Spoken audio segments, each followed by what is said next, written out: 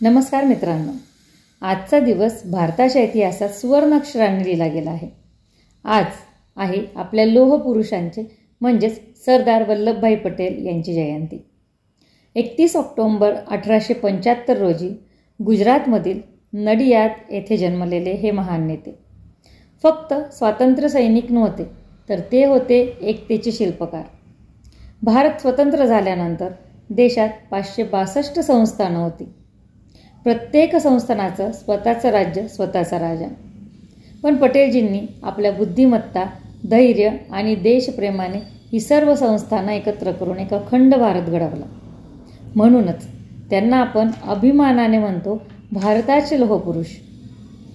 ते भारताचे पहिले उपपंतप्रधान आणि गृहमंत्री देखील होते. त्यांनी प्रशासन मजबूत केलं, देशात शांती आणली आणि भारतीय लोकसेवेची पायाभरणी देखील केली गेली. आज त्यांच्या स्मरणार्थ आपण राष्ट्रीय एकता दिवस साजरा करतो. या दिवशी आपण एक वचन घ्यावं. जशी पटेलजींनी देश एकत्र केला, तशीच आपण माणसात, समाजात आणि विचारांत एकता ठेवूयात. जय सरदार वल्लभभाई पटेल. जय हिंद, जय महाराष्ट्र. Thank you so much.